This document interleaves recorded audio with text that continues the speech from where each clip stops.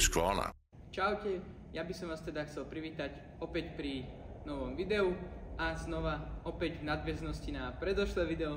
Tu máme teda Husqvarna Norden 901 2024 Expedition.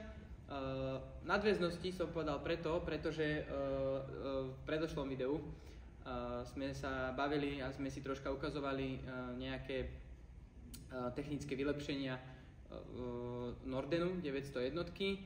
Tak tentokrát tu však máme model 901 Expedition a možno by sme si ho mohli troška viacej predstaviť, troška prebrať tak dopodrobnejšie, že vlastne aké sú tam rozdiely, lebo ono samozrejme, že sú velikánske rozdiely medzi klasickým Nordenom 901 a týmto Nordenom 901 Expedition, takže myslím si, že v tomto videjku si to všetko objasníme.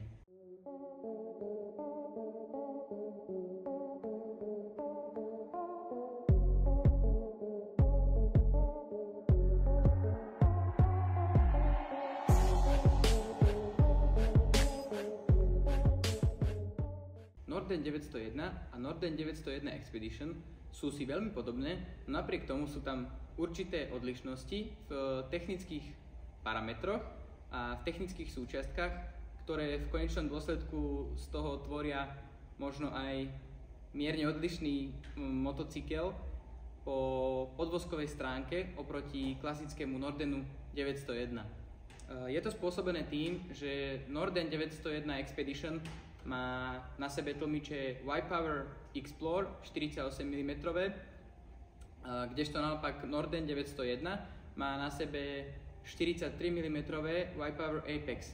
Y-Power Apex sú orientované viac na cestu a naopak Y-Power Explore sú zase orientované viac na také terénnejšie zážitky a terénnejšie cestovanie. Tento rozdiel v tlmičoch nám spôsobuje to, že v štandardnej polohe je výška sedla Nordenu 901 Expedition o 2,1 cm vyššia ako pri obyčajnom Nordene 901. Tak, myslím si, že najväčší technický rozdiel medzi týmito dvoma motocyklami, čím sú teda tlmiče, sme si vysvetlili.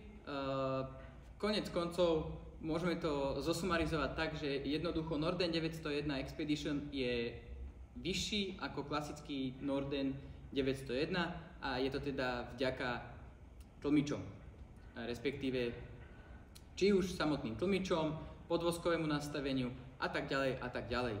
Ale to už do podrobností my rozoberať nebudeme. Teraz by som sa však presunul možno troška k tým rozdielom, ktoré na tých motorkách sú. A sú to teda rozdiely, ktoré sa týkajú vybavenia motocyklov, respektíve môžeme povedať doplnkového vybavenia motocyklov. A môžeme si teraz ísť bližšie troška povedať, čo sa na tejto motorke nachádza v základe. V základe v prenesenom slova zmysle znamená, že je to vlastne tak, ako vám motorka príde priamo sem ku nám, čiže my na motorku nič nedávame, na motorku nič nedoplňame, jednoducho tak, ako motorka príde z fabriky sem ku nám a tak, ako ju vy dostanete, ak si ju teda nekonfigurujete samozrejme podľa seba. A keďže my si nový motocykel nekonfigurujeme, tak si ukážeme, prípadne predstavíme, čo nový Norden 901 Expedition obsahuje v základe. Takže asi ako prvé by som začal grafickým dizajnom motocykla. To si môžete všimnúť už na prvý pohľad, že je to odlišné oproti klasickému Nordenu. Samozrejme, mne osobne sa tento dizajn veľmi páči, zaujímavý, taký, povedal by som, že asi aj je tam dodržaný troška ten severský štýl, ale nechám tak, každému podľa jeho vlastnej chuti. Ďalej by som povedal, máme tu väčší deflektor ako pri základnom modeli Nordenu. Nebojte sa, pri základnom modeli Nordenu si viete takisto dokúpiť, takže dá sa všetko nakonfigurovať, není problém. Taktiež tu už máme v cene motorky nastavbu na navigáciu, respektíve môžeme to nazvať aj ako držiak na navigáciu alebo takú predprípravu. A ďalej by som možno pokračoval hliníkovým krytom motora. Taktiež je na motorke aj hliníkový kryt chladičov. Motorka ďalej obsahuje vyhrievané sedadlo jazdca. Pozor, iba jazdca. Spolujazdcové si musíte ešte dokúpiť. Taktiež sú na motorke aj vyhrievané rukovete na volante. V cene motorky dostanete aj dizajnové tašky v štýle teda Nordenu, ktoré sa k tomu perfektne hodia. Tašky vám bohužiaľ nemôžem ukázať, pretože z dôvodu nedostupnosti na centrálnom sklade ich tu momentálne nemáme, ale môžete si pozrieť detailnejšiu fotku tých tašiek niekde asi cca tu na. A ešte by som povedal, že hlavný stojan, na ktorom motorka momentálne stojí, je taktiež v cene motocykla a už ako takú čerešničku na záver by som povedal, že motocykel už prichádza s odblokovaným Explorer Packom, takže vlastne tento softwarový doplnok vy si už nemusíte nejako dokupovať, ani tomu nič podobné, jednoducho príde vám už priamo odomknutý od výroby v motorke nainštalovaný, takže môžete sadnúť a jazdiť. Norden 901 Expedition je krásna motorka, myslím si osobne, že brutálne vybavená, technicky taktiež je to super, no je tu však jedno veľké ale.